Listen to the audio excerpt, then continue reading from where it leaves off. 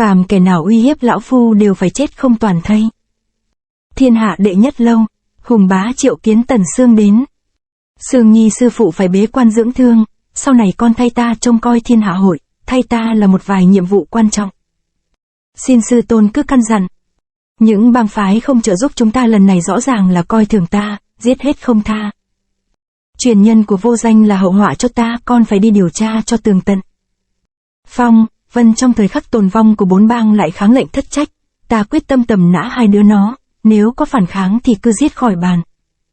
Nhưng Nhiếp Phong và Bộ Kinh Vân võ nghệ siêu phàm, nếu giết hai người đó đệ tử mình không đủ sức. Yên tâm đi sư phụ, đã có người thích hợp hỗ trợ con. Đa tạ sư tôn, tự sẽ cố gắng hết sức để không phụ lòng mong mỏi của sư tôn. Quái lạ, còn có kẻ dám tỉ địch với Phong, Vân. Bộ Kinh Vân lúc này đi về phương Bắc. Ôm xác Khổng Tử đi vào một hang động băng tuyết trắng xóa. Hang động này ở nơi cực lạnh, có thể giữ thể xác mãi mãi không thay đổi. Khổng Tử muội có thích ở đây không? Ta biết muội nhất định sẽ rất thích, vậy chúng ta không cần đi đâu nữa. Nói xong Bộ Kinh Vân tung chưởng vào cửa hang động trước mặt. Chưởng lực làm băng đổ sụp xuống lấp kín cửa hang lại. Không còn ai quấy nhiễu hai ta nữa, ta sẽ ở lại đây bên muội suốt đời. Ngồi trong hang băng, Bộ Kinh Vân liền lấy thư họa nhặt được của Kiếm Thánh ra xem. Máu tươi nhỏ dài trên đường, những người dân nhìn thấy đều giật mình thất kinh bỏ chạy. Một người đang từ từ bước đi, máu chảy xuống là thứ anh ta đang vác trên vai. Quán trọ. Ồ, người chạy đi săn gấu thiệt hả? Người thanh niên bỏ con gấu xuống trước mặt trưởng quỷ, tổng quản của quán trọ. Trưởng quỷ, con gấu này đáng giá bao nhiêu? Con gấu này chỉ có bàn tay là dùng được, tính ngươi 5 lạng 8 hào vậy.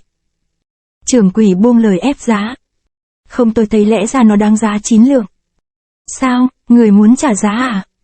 Trưởng quỷ buông lời bực bội, lúc này có một tiếng nói vang lên làm trưởng quỷ lập tức nghe lời.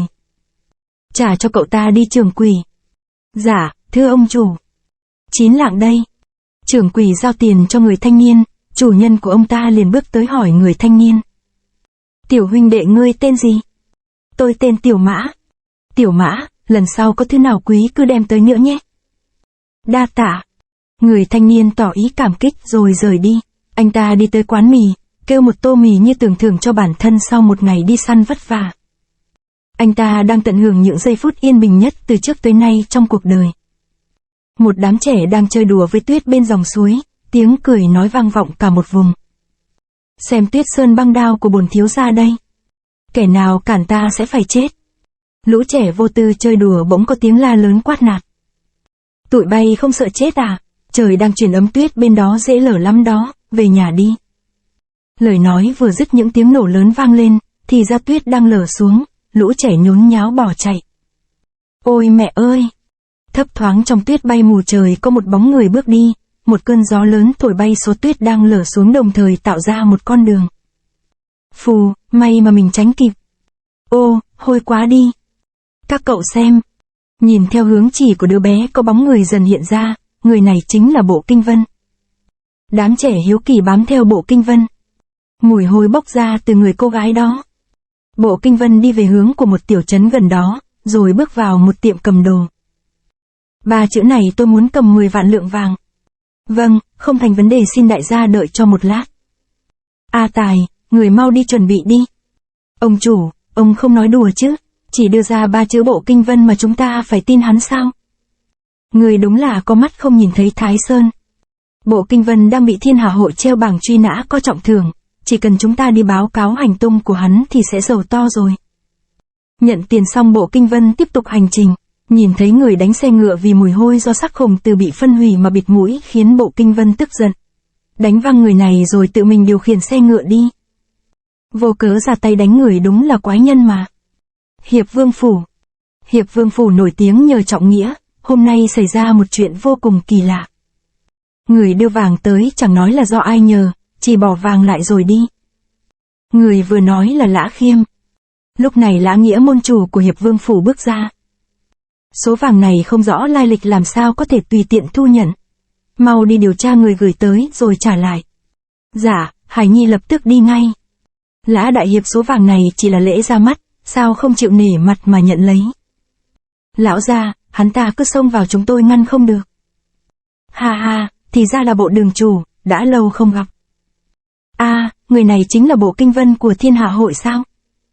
Lã đại hiệp nhiều năm không gặp, không ngờ ông vẫn còn nhớ tôi. Việc này đương nhiên, nếu như năm xưa ngài không ở trước mặt Hùng Bang chủ nói giúp tôi vài câu thì tôi đâu giữ nổi cái đầu này. Hiếm khi Bộ đường chủ quan lâm tệ xá, sao không chịu báo trước để Lã Nghĩa tôi đích thân nghênh tiếp. Việc quá gấp, tôi chỉ muốn ông cho tôi một thử thôi. Đường chủ cứ nói Lã Nghĩa tôi hứa sẽ tận lực. Tôi cần băng phách. Cái gì ngài muốn băng phách? Lã Nghĩa nghe thấy hai chữ băng phách thì sắc mặt đột ngột thay đổi. Rốt cuộc băng phách là thứ gì? Không được, băng phách là gia truyền chi bảo, tuyệt đối không được đưa cho người ngoài. Bộ Kinh Vân lẳng lặng không nói, trên mép nhếch một nụ cười tà ác. Nụ cười đó khiến Lã Nghĩa phát run lên. Không được vô lễ. Được, để báo đáp công ơn cứu mạng của Bộ đường chủ, Lã Nghĩa tôi đành chỉ biết nhận lời, nhưng băng phách là vật tùy táng của tổ phụ, phải có thời gian. Bộ đường chủ ở lại đêm nay đợi tôi quật mộ lên được không? Không cần đâu. Ngày mai tôi lại tới. Cha đưa băng phách cho hắn thật sao cha? Hùng Bang chủ, phản đồ Bộ Kinh Vân của Quý Bang đột nhiên tới chỗ của lão mỗ, mong Quý Bang tức tốc cho người đến bắt y. Bồ Câu đưa thư vừa bay ra khỏi phủ đã bị bắt lấy. Người bắt Bồ Câu chính là Bộ Kinh Vân. Thế này mà là trọng nghĩa ư? Ta phải cho bọn này biết tay. Bồ Câu mau trở về báo tin đi. Bộ Kinh Vân không hủy thư mà cho Bồ Câu bay đi. Khổng Tử, sinh thời muội rất ghét kẻ bội tín phụ nghĩa, hôm nay huynh và muội cùng nhau đi giao huấn chúng. Một cỗ quan tài đập thủng tường Hiệp Vương phủ lao vào đại điện. Quan tài bay đi hất tung những người cản đường, những kẻ không chạy kịp bị quan tài đâm phải chết ngay tại chỗ. Còn Bộ Kinh Vân thì phá mái mà vào. Bộ Kinh Vân. Lã Nghĩa giao băng phách ra đây mau. Nhưng ngày mai mới là kỳ hạn giao ước cơ mà. Đáng tiếc bây giờ ta thay đổi chủ ý rồi. Khốn kiếp, Hiệp Vương phủ đâu phải là nơi để cho ngươi làm càn. Tìm chết à? Chỉ một cái vỗ tay của Bộ Kinh Vân, đầu quan tài hất văng Lã Khiêm va mạnh vào trần nhà, Lã Khiêm rơi xuống như một bao cát. Lã Nghĩa vội vàng lao người ra đỡ con trai, nhưng con trai ông đã tắt thở. Bên này Bộ Kinh Vân dùng quan tài xoay gấp đoạt mạng những người đứng xung quanh. Thoáng chốc những người trong phòng đều đã vong mạng. Bộ Kinh Vân, ta phải buộc mi đền nợ máu. Nhìn thấy người nhà bị tàn sát, Lã Nghĩa phẫn uất tột độ. Phá nát đại điện Hiệp Vương phủ xong, Bộ Kinh Vân phóng ra ngoài đang định lao về hướng Viện Lâm thì bắt gặp hai người đứng canh. Kẻ nào, đứng lại cho ta. Kẻ nào dám xông vào lăng mộ thì phải chết. Hai kẻ gác cổng này nào phải là đối thủ của Bộ Kinh Vân, lập tức bị hất tung. Anh ta lao thẳng lên cửa chính của Viện Lâm. Cửa lớn vỡ tung, chỉ thấy chân thân của Hiệp Vương đang ngồi trên điện. Hiệp Vương vốn là tổ phụ của Lã Nghĩa, cả trăm năm nay nhờ ngậm băng phách mà thể xác vẫn hồng hào như lúc còn sống. Bộ Kinh Vân ấn chưởng vào ngực Hiệp Vương để đoạt băng phách. Cường lực làm băng phách trong người Hiệp Vương bay ra ngoài. Băng phách. Nhìn thấy băng phách văng ra, Lã Nghĩa vội bay người lên đoạt lại. Nhưng chân chưa chạm đất đã thấy một cỗ quan tài bay tới đánh mạnh vào tay, nhất thời băng phách văng ra. Nhìn thấy băng phách, Bộ Kinh Vân với tay chụp lấy, nhưng mũi kiếm tới còn nhanh hơn, Lã Nghĩa đã đoạt được băng phách. Muốn đoạt lấy băng phách thì phải thắng được Hiệp Vương kiếm pháp của ta trước đã. Lời nói chưa dứt, Lã Nghĩa mua kiếm tấn công liên tục vào Bộ Kinh Vân. Hiệp Vương kiếm pháp tiếng tăm vang lừng khắp nơi Kinh Vân đến gần lập tức bị bức lui trở lại. Để trả thù cho con, Lã Nghĩa càng đánh càng hăng. Bộ Kinh Vân lộn người ra xa né tránh. Lã Nghĩa không buông tha, mũi kiếm từ trên cao chĩa xuống phong tỏa đường đi của Bộ Kinh Vân. Bộ Kinh Vân không hề hoảng loạn, ngược lại còn tỏ ra khinh miệt. Lã Nghĩa đằng đằng sát khí bỗng cảm thấy có một điều không hay. Phiên Vân Phụng Vũ được sử ra, Bộ Kinh Vân thấy mũi kiếm tích đầy chân khí không tiện đỡ thẳng, khéo léo lượn người tấn công vào sống kiếm. Chỉ lực chỉ lướt qua thanh kiếm lập tức gãy ngay. Lã Nghĩa thấy vậy kinh hồn thất sắc, chưa kịp định thần thì đã sơi chưởng của Bộ Kinh Vân. Chỉ kình đánh vào cổ tay, Lã Nghĩa không chịu nổi buộc phải buông băng phách ra.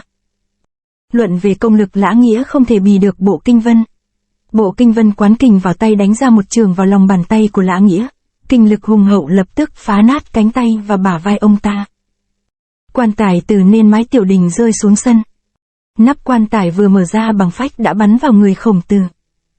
Băng phách thần diệu vô cùng, vết thương lập tức lành lặn. Gương mặt khô héo của Khổng Tử bỗng chốc chuyển sang hồng hào.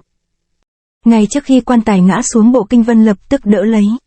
Nhìn thấy băng phách phát huy tác dụng, một kẻ lạnh lùng như Bộ Kinh Vân cũng nở một nụ cười ấm áp. Lão gia người có sao không? Xác Hiệp Vương không còn băng phách lập tức mục giữa thê thảm. Lã Nghĩa không đủ sức bảo vệ tổ tiên, dù có chết cũng khó lòng thoát tội. Bộ Kinh Vân, ta quyết cùng ngươi xuống địa ngục. Người nhà Hiệp Vương phủ hay tin Tràn Gia Viên Lâm tay ai cũng cầm lăm binh khí. Lã Nghĩa, mọi việc xảy ra hôm nay đều là do người vong ân phụ nghĩa mà ra. Bộ Kinh Vân vừa nói vừa nhặt lấy thanh kiếm trên mặt đất. Kiếm ảnh lóe lên, toàn bộ đám gia nhân rướm máu. Bộ Kinh Vân rốt cuộc đã luyện được tuyệt kiếm kinh người đó từ bao giờ? Bộ Kinh Vân đoạt được băng phách thì lập tức rời đi, vì anh ta biết nhân mã của Thiên Hạ hội sẽ kéo tới. Hùng Bá nhận được mật hàm, biết Bộ Kinh Vân đang ở Hiệp Vương phủ, bèn phái Tần Sương dẫn theo 10 mấy binh lính tinh anh truy bắt phản đồ. Đến nơi nhìn cảnh hoang tàn đổ nát, khiến Tần Sương không khỏi kinh hãi. Tổng đường chủ Hiệp Vương phủ điêu tàn như vừa bị ai đó thảm sát. Đám người Tần Sương liền lao vào kiểm tra hiện trường. Chỉ một kiếm chí mạng, kẻ hành hung dùng kiếm rất điêu luyện. Vân sư đệ giỏi về trường pháp, không giành kiếm đạo, xem ra không phải là đệ ấy làm. Kỳ lạ, xương cốt người này lại bị bài Vân trưởng làm gãy. Bẩm tổng đường chủ, trên dưới Hiệp Vương phủ không còn ai sống sót. Giết người không chừa bất cứ ai, đúng là tác phong của Vân sư đệ, không lẽ? Lúc này Bộ Kinh Vân đang vác quan tài chứa Khổng Tử đi về một nơi. Không được tiến tới. Lăng mộ hoàng hậu đang được xây dựng nơi đây, cấm vào. Bộ Kinh Vân sa sầm nét mặt, trường kình lập tức đánh ra, thanh côn gãy đôi xuyên qua bụng bọn quan sai. Đám quan sai đầu mục rên la thảm thiết, Bộ Kinh Vân thi triển bộ pháp nhẹ nhàng lướt tới. Những người còn lại lập tức giơ côn lên ngăn cản, nội lực tích tụ làm căng phồng chiếc áo choàng. Chiếc áo choàng phất ra một luồng khí hất văng hai tên quan sai ra xa. Bị đoạn côn gãy đâm vào người chết ngay tức khắc. Thấy Bộ Kinh Vân hung hãn như thế, đám quan sai không dám xông lên nữa. Bộ Kinh Vân vác quan tài Khổng Tử đi vào lăng mộ hoàng hậu. Bên trong lăng hoàng hậu tất cả kiến trúc đều gần hoàn thành, chỉ còn một số hạng mục điêu khắc đang được các thợ sơn phết. Nhìn thấy người ngoài xông vào, ai nấy đều kinh ngạc. Bộ Kinh Vân đi thẳng hướng lên trên bệ rồng. Tiểu huynh đệ đừng vào nơi này, sẽ phạm vào tội tử đó. Bộ Kinh Vân làm như không nghe thấy, mở nắp quan tài bồng Khổng Tử ra. Kinh Vân bước lên bục đá, nhẹ nhàng đặt Khổng Tử vào quan tài ngọc dành cho hoàng hậu. Bộ Kinh Vân bất chấp vương pháp hành động ngông cuồng, khiến ai nấy có mặt đều sợ hãi. Ta muốn hạ Cách Thế Thạch, các ngươi hãy mau rời khỏi nơi đây đi. Cách Thế Thạch dày hơn 1 trượng, nặng quá vạn cân, dùng để phong bế hậu lăng, ngươi không thể làm bậy. Được, nếu không muốn đi thì ở lại đây cùng với thê tử của ta đi. Ôi, hắn là tên điên, mau đi báo cho trưởng quan. Cơ quan của Cách Thế Thạch. Bộ Kinh Vân phá vỡ cơ quan Cách Thế Thạch liền hạ xuống. Cách Thế Thạch hạ xuống rồi thì không có ai có thể nại lên nổi, muội sẽ không bị quấy rầy đâu. Ta sẽ đi tìm loại thần binh cây thế vô song phá nó, muội đợi ta nhất định sẽ trở lại. Từ ta có việc phải làm, muội tạm thời ở lại đây. Sau trận quyết chiến, Thiên Hạ hội đang được sửa chữa lại, từ xa có một người đang phi ngựa tới gấp. Tiếng động gì thế? Kể đến hất văng những người đang làm việc, rồi phi ngựa trực chỉ thánh đường lao lên. Kẻ đang phi ngựa xông thẳng vào Thiên Hạ hội chính là Bộ Kinh Vân. Mau phát tín hiệu thông báo các huynh đệ khác ngăn hắn lại. Tín hiệu khẩn cấp, Bộ Kinh Vân đã quay trở lại. Nhận được báo động, người của Thiên Hạ hội túa ra như ong vỡ tổ. Lập tức tạo thành trận thế chờ đợi, cung tên dương căng sẵn sàng, vừa thấy bóng ngựa phi tới, hiệu lệnh lập tức vang lên. Phóng tiễn. Con ngựa liền trúng vô số mũi tên. Tên phóng ra trúng đích, mọi người liền lao ra. Sao lại như vậy, Bộ Kinh Vân đâu rồi? Trên mái vọng xương lâu, Kinh Vân một mình ngồi trên nóc vọng xương lâu đau đáu nhìn mặt trời lặn, hình bóng của Khổng Tử lại hiện lên trong tâm trí của anh ta. Rồi một đoạn ký ức ùa về. Phía dưới người của Thiên Hạ hội đã phát hiện ra. Trên đỉnh điện có người. Là Bộ Kinh Vân kìa. Bàng chủ bế quan, Tần đường chủ có việc phải ra ngoài, làm sao bây giờ? Chúng ta đi thông báo cho các phó đường chủ đi. Được, các huynh đệ ở đây để mắt tới hắn, để tôi đi thông báo cho mọi người biết. Hù, Vân thiếu gia, Sương thiếu gia nói muốn đưa muội xuống núi Ngao Du, chi bằng thiếu gia cùng đi với bọn muội đi. Tôi không đi. Muội không biết võ công đứng ở đây nguy hiểm lắm, mau xuống đi. Cứ ngồi thơ thẩn ở đây dễ bị nhiễm lạnh lắm, thiếu gia khoác nó lên người đi. Mà tại sao thiếu gia lại thích ngồi ở đây quá vậy? Ta ghét đông người ở đây, không có ai có thể quấy nhiễu ta. Ở đây tuy cao một chút nhưng quả rất hay, tinh thần thoải mái thiệt. Đừng phiền tôi nữa, mau đi xuống đi. Không, muội muốn ở cạnh thiếu gia. Bất chợt Khổng Tử bị trượt chân, nắm chặt tay tôi. Bộ thiếu gia cảm ơn huynh. Tay của thiếu gia nóng quá. Thiếu gia bệnh rồi đó. Trong đầu Bộ Kinh Vân cứ dồn dập hiện ra nhưng hồi ức thời thơ ấu của anh với Khổng Tử, còn ở dưới Vọng Xương Lầu thì nghẹt người bao vây.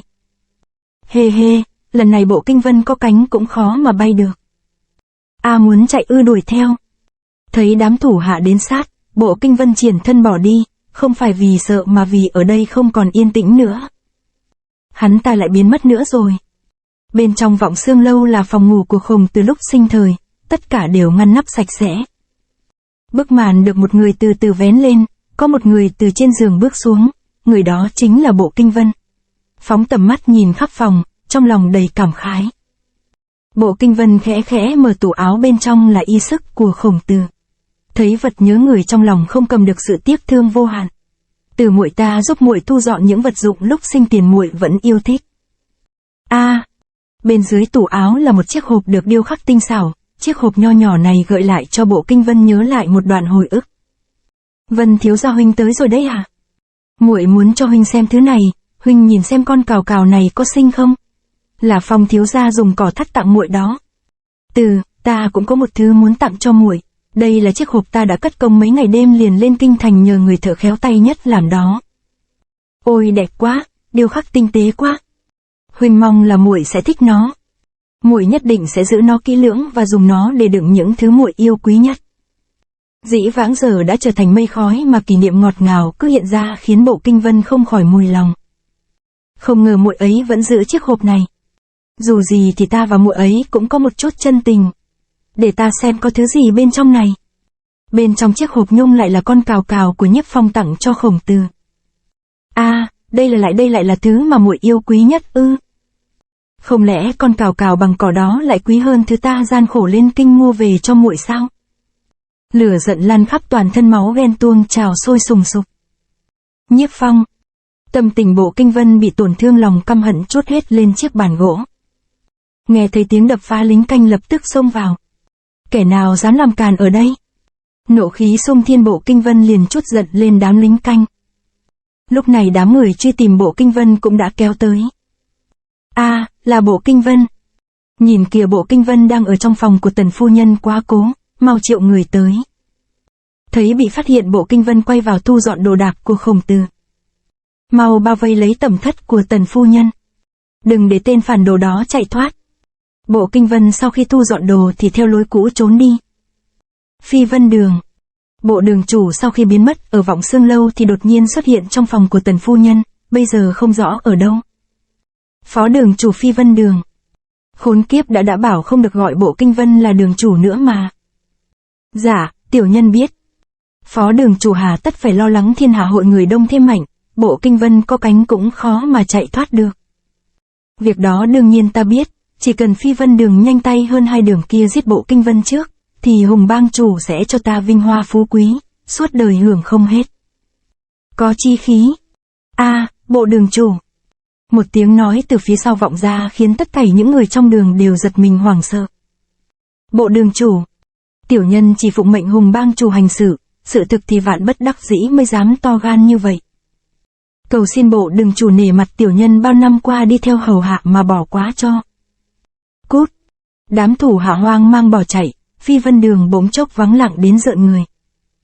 Bộ Kinh Vân chậm rãi đảo nhìn xung quanh, mỗi vật trong từ đường đã cùng anh bầu bạn suốt mười mấy năm qua, nghĩ lại mình khó lòng ở lại nơi này nữa, trong lòng dấy lên một nỗi xót xa vô hạn.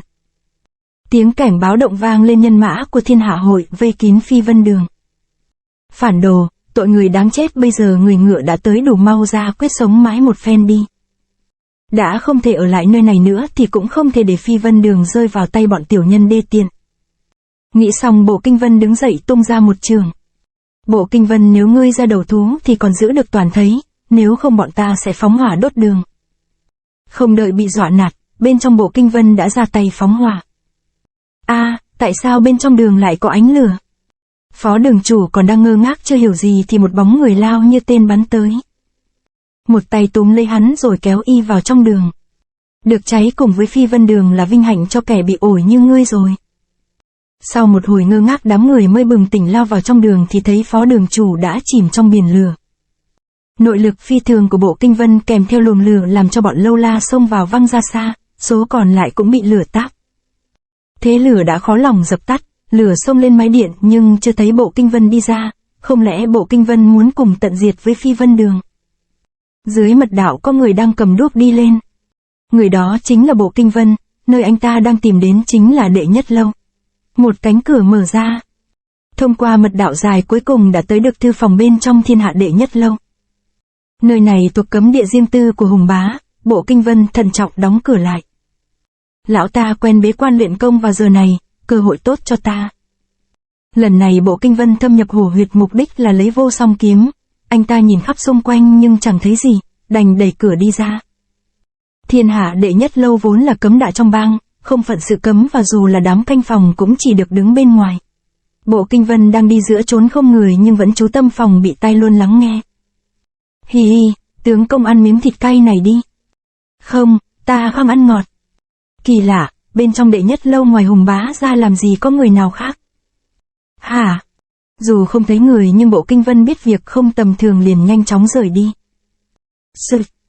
Chút nữa là bị nó nhìn thấy rồi. Nó không phải là Bộ Kinh Vân sao? Nó về đây làm chi vậy ca? Tướng công đó là chuyện của người ta, chúng ta lo để ý làm chi? Thôi ăn cơm đi. Trên hành lang có một người đang quét dọn, dường như phát hiện ra điều gì. Khi Bộ Kinh Vân đi tới thì chỉ thấy cây chổi còn động đậy mà không thấy người. Thì ra người này đã triển thân trốn trên xà nhà, khinh công tuyệt đỉnh không gây ra tiếng động nào. Không thấy người, Bộ Kinh Vân tiếp tục bước đi, dưới chân Thiên Hạ Hội có người đang đi lên, thì ra đó là Tần Sương. Chuyến đi tới Hiệp Vương Phủ của Tần Sương chẳng thu hoạch được gì nên quay về báo cáo tình hình cho Hùng Bá. Xin Tổng Đường Chủ bỏ qua cho, bang chủ đang bế quan. Nhưng sắp xong rồi xin Tổng Đường Chủ về trước, chúng tôi sẽ phái người đi báo tin. Được. Không gặp được Hùng Bá, Tần Sương quay người bỏ đi. Vô Song kiếm. Hê, chuyến này đến đây không uổng công. Có nó rồi chắc chắn sẽ thích hợp với các chiêu thức trên kiếm phổ. Khổng Tử ta sắp trở lại tìm muội rồi. Cái gì thế? Đang mông lung chợt Bộ Kinh Vân nghe thấy tiếng động lạ. Bên trong lầu các cửa đều đóng kín nhưng bỗng xuất hiện những luồng khí đen bất thường. Bộ Kinh Vân bán tín bán nghi đi theo hướng phát ra luồng khí. Hùng Bá. Bước vào trong phòng thì ra Hùng Bá đang vận nội công độc môn, tam phân quy nguyên khí, sau khi rút ra kinh nghiệm thất bại từ lần trước giờ đã nắm được bí quyết. Để mong có đột phá Hùng Bá ngày đêm không ngừng khổ luyện. Trong cơ thể 3 luồng chân khí đã quyện vào thành một đạt tới 1 phần cảnh giới. Nhưng quy nguyên khí khi thoát ra lòng bàn tay thì hiện rõ 3 luồng khí không thể điều khiển tự do. Tam khí tự bài xích lẫn nhau rất khó kiểm soát, Hùng Bá chút hết bình sinh, 3 luồng khí vặn vẹo quyện vào nhau từ từ có dấu hiệu dung hợp. Chân khí lan ra khắp cơ thể khiến xương cốt phát ra tiếng kêu răng rắc. Đột nhiên từ người Hùng Bá tỏa ra hào quang chói mắt, tam khí quy nguyên đang ở giữa ranh giới của thành và bại. Một ánh sáng sắc bén vụt lóe lên, Vô Song kiếm hùng mãnh lao tới, Hùng Bá hoảng hốt khiến khí huyết chảy ngược. Một bóng người lao đến cầm kiếm chém xuống, người này chính là Bộ Kinh Vân. Tính mạng ngàn cân treo sợi tóc, kinh mạch bỗng nhiên bế tắc khiến cơ thể không cục cựa được. Mạng lão phu thế là hết. Kiếm đi được nửa đường thì bỗng dừng lại. Không hổ danh là Hùng Bá. Hùng Bá vẫn không để ý Bộ Kinh Vân dùng hết tâm trí ngưng tụ chân khí. Mặc dù kiếm đã dừng lại nhưng kiếm khí vạch lên vách sau lưng Hùng Bá một rãnh dài. Hùng Bá, ngươi từng hại cả nhà ta, đường kiếm khi nãy lẽ ra đã lấy mạng ngươi rồi. Nhưng ta không thèm hại ngươi lúc này, niệm tình ngươi bao năm qua huấn dưỡng ta hôm nay ta lấy đó để trả hết ân nghĩa. Sao, ta và nó từng kết gia thù sao? Lão phu giữ nó bên cạnh bao năm qua thật quá sơ suất. Đường kiếm khi nãy Bộ Kinh Vân chém vào tường làm bức vách sụp xuống, thì ra phía sau bức vách này là một căn phòng bí mật. Thằng tiểu tử đó quấy nhiễu trốn thanh tu không dạy dỗ nó không được. Nói đoạn người đàn ông cầm chổi lao ra khỏi căn phòng bí mật xuất chiêu nhằm thẳng Bộ Kinh Vân bổ xuống. Ô! Quả nhiên không sai, đệ nhất lâu này là nơi tiềm long phục hồ. Cây chổi trong tay đối thủ hưa nhanh như điên, Bộ Kinh Vân né tránh rất khó khăn. Võ công thiệt là cổ quái. Mục đích đã đạt được, Bộ Kinh Vân quay đầu bỏ chạy, nhưng quái nhân kia vẫn bám theo không buông. Hùng bang chủ, để ta giúp ông dọn đống rác rưởi của thiên hạ hội này. Thiết Tảo Tiên đập chổi xuống nền đá, đá vụn bay về phía Bộ Kinh Vân. Đừng có lắm chuyện, mau quay lại đây. Bỗng đầu một giọng con nít the thé trong vách tường vọng ra. Tuân lệnh. Bộ Kinh Vân vì muốn đoạt lấy Vô Song kiếm mà tới đâu ngờ tình thế bất ngờ nảy sinh, giờ thì lo tranh thủ đào tẩu. Ngay lúc này ở hai bàn tay Hùng Bá đột nhiên dính chặt, phát ra tiếng vang điếc tai. Tam phân quy nguyên khí cuối cùng cũng luyện thành, mắt Hùng Bá tràn trề sát khí. Bộ Kinh Vân, khi nãy ngươi không giết lão phu, giờ đây lão phu khiến ngươi phải hối hận không kịp. Phản đồ, nạp mạng đi. Hùng Bá kéo hai lòng bàn tay ra xa, một đạo quang khí chói lóa thoát ra từ hai lòng bàn tay. Trong tiếng thét, thân ảnh Hùng Bá cùng với quang kình khí thế như rời non lấp biển bổ tới Bộ Kinh Vân. Hùng bang chủ cuối cùng cũng luyện thành tam phân quy nguyên khí rồi. Xem ra công lực đã tăng lên gấp mấy lần. Chiều hiểm ác giáng xuống đầu, Bộ Kinh Vân không thể nào tránh được, chỉ còn biết đưa chưởng ra đỡ. Tam phân quy nguyên khí mạnh mẽ vô cùng, Bộ Kinh Vân đâu biết cứ liều đỡ, thế là thổ huyết tại chỗ. Phản đồ Bộ Kinh Vân, ta sẽ cho ngươi chết không toàn thây. Trúng chưởng của Hùng Bá, Bộ Kinh Vân thân hình văng ra xa lộn mấy vòng trên không. Theo Hùng Bá, bao năm mình cứ tưởng là trội hơn cả thầy, nào ngờ hắn còn giữ lại môn tuyệt học này. Trong trường lực của nó hình như hàm ẩn chân khí của kiếm khí. Tình thế hiểm ác, Bộ Kinh Vân không thể nấn ná, tung người bỏ chạy. Kỳ lạ, tại sao nó lại không chạy ra ngoài mà cứ quanh quẩn bên trong lâu? Bộ Kinh Vân, ta biết ngươi yêu Khổng Tử sâu đậm nhưng lại đem gả cho Tần Sương, ngươi có biết vì sao không? Tất cả đều là âm mưu của lão phu. Hê hê, tính ta bảo nó phản thu ngoại tình, cũng chính ta ra lệnh cho nó chiều ngươi. Đừng nói hồ đồ, Khổng Tử đối với ta là thật lòng. Ha ha, thật lòng, Khổng Tử làm các sư huynh đệ ngươi bất đồng hồ nghi lẫn nhau, thật là quá kế thâm diệu nhất trong kế hoạch phân tán của lão phu. Hùng Bá, tại sao ngươi hãm hại bọn ta? Các ngươi chỉ là những con cờ trên tay lão phu mà thôi, ngày nay bá nghiệp vạn thế của ta đã định, giá trị của các ngươi cũng hết, sau cùng toàn bộ phải chết. Lời của Hùng Bá như khẳng định lời nói yêu nhiếp phong của Khổng Tử là thật, đầu óc của Bộ Kinh Vân như muốn nổ tung, toàn thân run rẩy. Lão thất phu. Hùng Bá danh ma xảo quyệt lấy lời nói làm nhiễu loạn Bộ Kinh Vân, thừa cơ công kích. Chịu chết đi. Thế tới nhanh như điện, Bộ Kinh Vân chỉ kịp né tránh. Tam phân thiên hạ trong tam phân thần chỉ. Thế này kết hợp với tinh túy của quyền, trường, cước mà thành, rất khó phòng ngự, Bộ Kinh Vân cũng không thể chống đỡ. Từ trên cao lao xuống đã thi triển ngay chiêu thức khác. Vân Hải Ba Đào. Hừ, xem đây. Đừng quên ta giành bài vân trường của ngươi. Phá chiêu dễ dàng, thân pháp của Hùng Bá di chuyển linh hoạt. Hê hê, trước giờ chỉ truyền cho người 9 phần, hôm nay ta sẽ cho ngươi thấy 10 phần lợi hại của bài vân trường. Bộ Kinh Vân không tài nào né tránh nổi, ngực bị trúng một chưởng nặng. Chưởng thế chuyển sang thế trào cắm sâu vào tận xương. Bộ Kinh Vân bị cơn đau thấu tim gan nhưng tay vẫn xoay kém đánh trả. Lưỡi kiếm chém ngang, thế kiếm dồn lui kẻ địch. Hùng Bá phá được, đánh tới. Bên trong lâu có tiếng đánh nhau, nhưng đám lâu la chưa có lệnh của trưởng môn nên chỉ biết trơ mắt nhìn không dám vào. Ha ha, bảo Kinh Vân, ngươi đáng lý phải biết bài vân trường cần phải tụ khí mới có thể phát huy oai lực chứ. Bài Sơn Đào Hải. Thức bài Sơn Đào Hải này phối hợp với tam phân nguyên khí đánh ra, thân pháp và đường thế đều linh hoạt mạnh mẽ hơn Bộ Kinh Vân gấp trăm lần. Kình lực bùng phát, Bộ Kinh Vân bị văng từ đệ nhất lâu vào trong phòng luyện công. Bài vân trường còn một thức chưa truyền, hôm nay ta phá lệ thi triển ra để cho ngươi chết được nhắm mắt.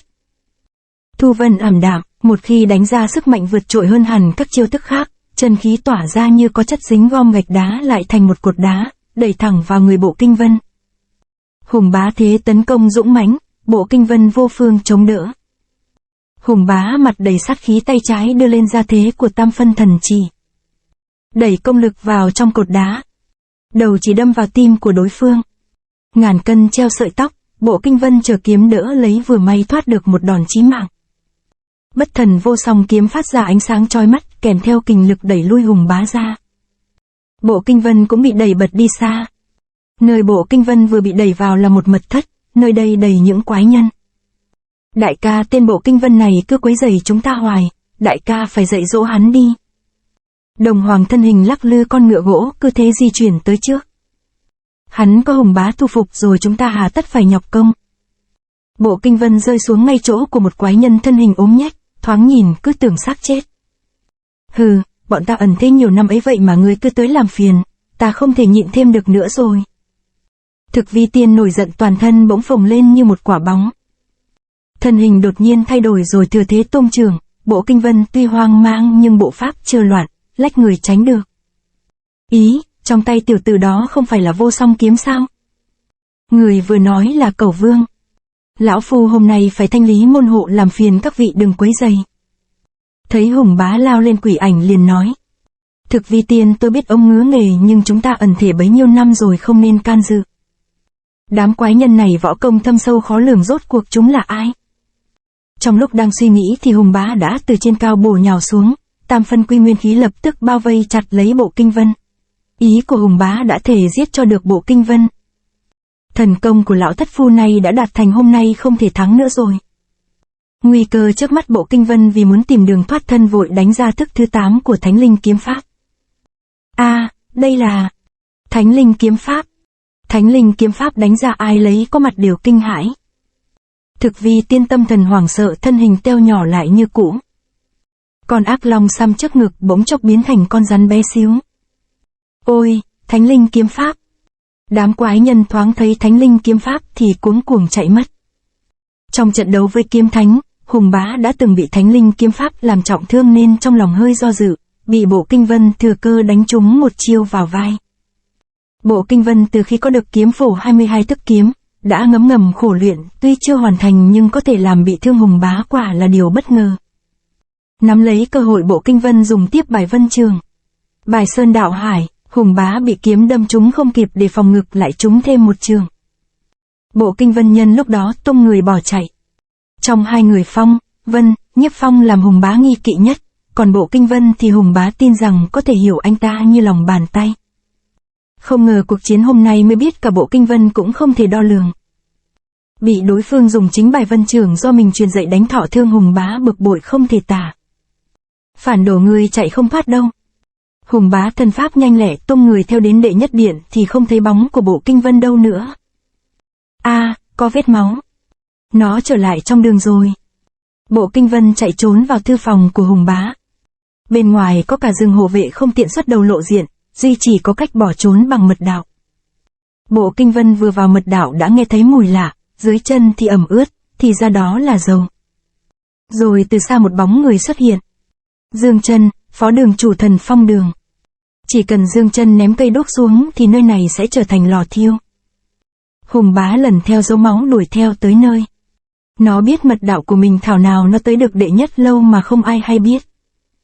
Hùng Bá rõ ràng rất dè chừng Bộ Kinh Vân, không dám khinh suất. Vận khí đan điền phóng lực ra đầu ngón tay.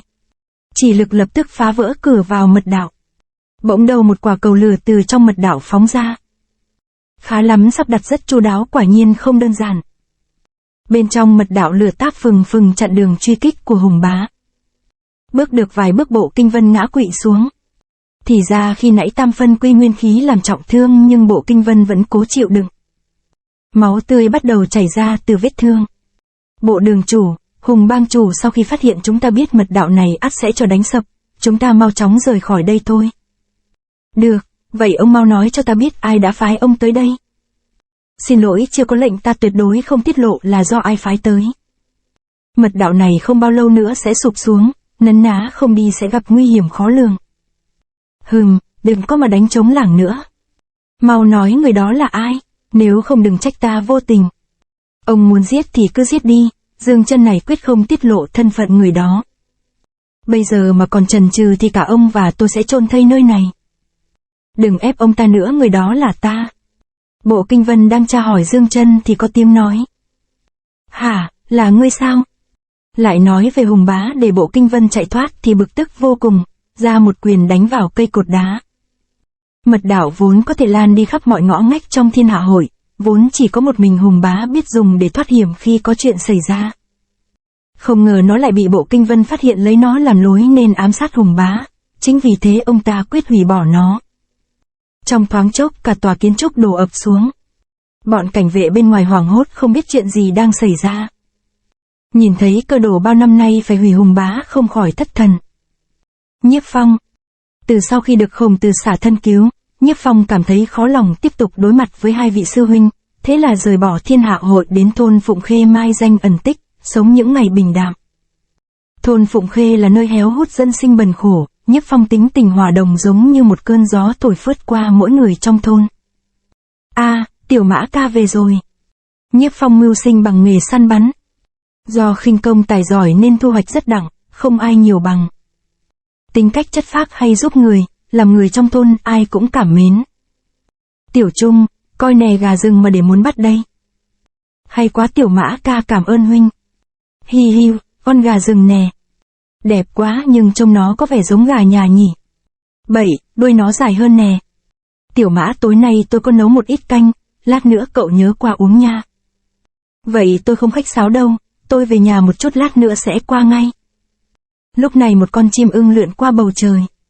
Nhiếp Phong ngẩng đầu nhìn lên, lòng dâng lên một nỗi xót xa ngậm ngùi. Từ sau khi rời khỏi Thiên Hạ Hội, mộng mà Nhiếp Phong bao năm thường xuyên thông tin qua lại cũng bặt tin làm anh ta mong nhớ. Các anh đi bốn phía tuần tra đừng để kẻ lạ vào thôn. Rõ. Hey, thằng nhỏ khỏe không?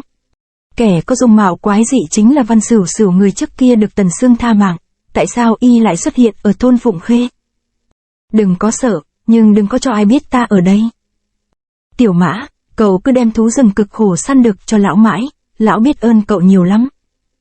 Lão bá có gì đâu, cháu săn được nhiều mà. Cậu tốt bụng quá, ông trời sẽ phù hộ cho cậu luôn bình an.